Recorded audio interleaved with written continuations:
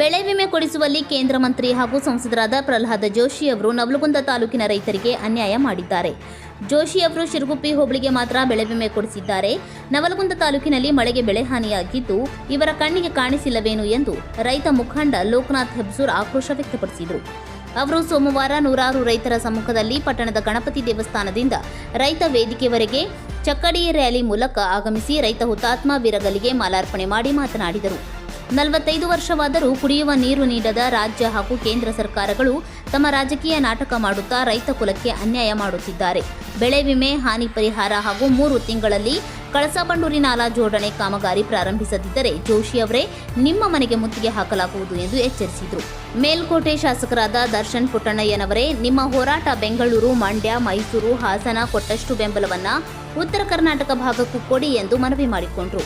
ನಂತರ ಶಾಸಕರಾದ ದರ್ಶನ್ ಪುಟ್ಟಣ್ಣಯ್ಯ ಮಾತನಾಡಿ, ಬೆಳೆ ಹಾನಿ ವಿಮೆ ನೀಡುವಲ್ಲಿ ರಾಜ್ಯ ಮತ್ತು ಕೇಂದ್ರ ಸರ್ಕಾರಗಳು ರೈತರಿಗೆ ಅನ್ಯಾಯ ಮಾಡುತ್ತಿದ್ದು, ಒಗ್ಗಟ್ಟಿನಿಂದ ಹೋರಾಡಿದಾಗ ಮಾತ್ರ ನಮ್ಮ ಬೇಡಿಕೆಗಳು ಈಡೇರುತ್ತವೆ. ಹಾಗೆ ಕಳಸಾ-ಬಂಡೂರಿ ನಾಲಾ ಜೋಡಣೆ ವಿಚಾರದಲ್ಲಿ ಸದಾಕಾಲ ನಿಮ್ಮ ಬೆಂಬಲಕ್ಕೆ ಸಿದ್ಧನಿರುವೆನೆಂದರು. ನಂತರ ಅಜಾತ ನಾಗಲಿಂಗ ಸ್ವಾಮಿ ಮಠದ ವೀರೇಂದ್ರ ಶ್ರೀಗಳು ಮಾತನಾಡಿ, ನವಲಗುಂದ, ನರಗುಂದ ಭಾಗದಲ್ಲಿನ ರೈತರು ಜಾಗೃತ ಇದ್ದಷ್ಟು ಬೇರೆ ಎಲ್ಲಿಯೂ ಇಲ್ಲ. ರೈತರ ತಾಳ್ಮೆ ಪರೀಕ್ಷಿಸಬೇಡಿ. ಕೂಡಲೇ ನಮ್ಮನ್ನ ಆಳುವ ಸರ್ಕಾರಗಳು ನದಿ ಜೋಡಣೆ ಮಾಡಿ ರೈತ ಕುಲಕ್ಕೆ ನ್ಯಾಯ ಒದಗಿಸಿ ಎಂದರು. ಇದೇ ವೇಳೆಯಲ್ಲಿ ರೈತ ಹೋರಾಟಗಾರ ಮೈಲಾರಪ್ಪ ವೈದ್ಯ ಸತತವಾಗಿ 4ನೇ ಬಾರಿಗೆ ಪ್ರಧಾನಮಂತ್ರಿಗಳಿಗೆ ನಾಲಾ ಜೋಡಣೆ ವಿಚಾರವಾಗಿ ರಕ್ತದಲ್ಲಿ ಪತ್ರ ಬರೆದು ಮನವಿ ಸಲ್ಲಿಸಿದರು. ಈ ವೇಳೆಯಲ್ಲಿ ಗವಿಮಠದ ಬಸವಲಿಂಗ ಶ್ರೀಗಳು, ಬಡಗಲಪುರ ನಾಗೇಂದ್ರ, ಚಾಮರಸ ಮಾಲಿ ಪಾಟೀಲ್, ನಾಗಪ್ಪ ಉಂಡಿ, ಸಿದ್ದನಗೌಡ ಪಾಟೀಲ್, ಎನಡಿ ವಸಂತಕುಮಾರ್, ದ್ಯಾಮನಗೌಡ ಪಾಟೀಲ್, ರವಿರಾಜ್ ಕೊಂಬಳಿ, ಶ್ರೀಶೈಲ್ ಮೂಲಿಮನಿ, ಕರಿಯಪ್ಪ ಹರ್ಲಿ, ವಿಕ್ರಮ್ ಕುರಿ, ನಿಂಗಪ್ಪ ಕಳಗೇರಿ ಸೇರಿದಂತೆ ಅನೇಕ ರೈತ ಹೋರಾಟಗಾರರು ಹಾಜರಿದ್ದರು. ಆನಂದ್ ಬೆಳಗಲ್, ಕರಾಳ ಸತ್ಯ ನ್ಯೂಸ್, ನವಲಗುಂದ. ನಾವು ಹೇಳಿದಂಗೆ 45 ವರ್ಷದಿಂದನೂ ಹೋರಾಟಗಳು ನಡೀತಾ ಇದೆ. ಅದೇ ಸರಿಯಾದ ನ್ಯಾಯ ಮತ್ತು ನಾವು ಬೆಳೆದಿರೋಂಥ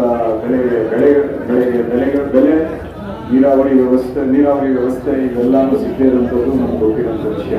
ಈ ಹೋರಾಟಗಳನ್ನ ನಾವೆಲ್ಲ ಒಗ್ಗಟ್ಟಾಗಿ ಸೇರಿಸಿಕೊಂಡು ಅನಾವೃಷ್ಟಿಯಿಂದ ಆಯ್ತಿರೋಂಥ ಸಮಸ್ಯೆಗಳು ರೈತರಿಗೆ ಅತಿ ಹೆಚ್ಚು.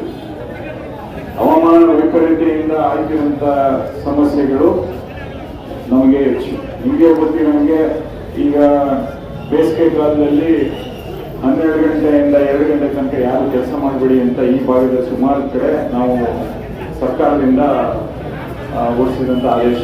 ಯಾಕೆ ಅಂತೇಳಿದ್ರೆ ಹವಾಮಾನ ವೈಪರೀತ್ಯದಿಂದ ಆಗ್ತಿರೋಂಥ ಸಮಸ್ಯೆಗಳು ನಮ್ಮ ಕೆಲಸಗಾರರು ಕೆಲಸ ಮಾಡೋಕ್ಕಾಗ್ತಾ ಇಲ್ಲ ಮಧ್ಯಾಹ್ನ ಹೊತ್ತು. ಅದ್ರ ಜೊತೆಗೆ ಬೆಳೆಗಳು ಹಾನಿ ಆಗ್ತಾ ಇದೆ ಅತಿವೃಷ್ಟಿ, ಅನಾವೃಷ್ಟಿಯಿಂದ. ಹೀಗೆ ಪರಿಹಾರಗಳು ಸರ್ಕಾರದಿಂದ ಸಿಗ್ತಾ ಇಲ್ಲ. ಅದರಿಂದ ನಮಗೆ ಬೇಕಾಗಿರೋಂಥ ಬೆಂಬಲ ಬೆಲೆಗೆ ಏನೂ ಸಿಗ್ತಾ ಇಲ್ಲ. ಕೇಂದ್ರ ಸರ್ಕಾರ ಆಗಿರ್ಬೋದು, ರಾಜ್ಯ ಸರ್ಕಾರ ಆಗಿರ್ಬೋದು. ಇದಕ್ಕೆ ನಾವುಗಳು ಒಗ್ಗಟ್ಟಾಗಿ ಹೋರಾಟ ಮಾಡಿಕೊಂಡು ನಮಗೆ ಏನು ಸವಲತ್ತುಗಳನ್ನ ಪಡ್ಕೋಬೇಕು ಅದನ್ನ ಪಡ್ಕೊಳ್ಳೋಕೆ ನಾವೆಲ್ಲ ಒಗ್ಗಟ್ಟಾಗಿ ಕೆಲಸ ಮಾಡೋದಂತ ಹೇಳ್ತಾ, ನಾವುಗಳು ಇದ್ರ ಬಗ್ಗೆ ಏನು ಕೆಲಸ ಮಾಡಬೇಕು, ಧ್ವನಿ ಎತ್ತಬೇಕು ವಿಧಾನಸಭೆಯಲ್ಲಿ ನಾವು ಎದುರಿನ ಅಂತ ಹೇಳ್ತಾ ನನ್ನ ಮಾತು ಮುಗಿಸ್ತೀನಿ. ಎಲ್ಲರಿಗೂ ಒಳ್ಳೆಯದಾಗಲಿ.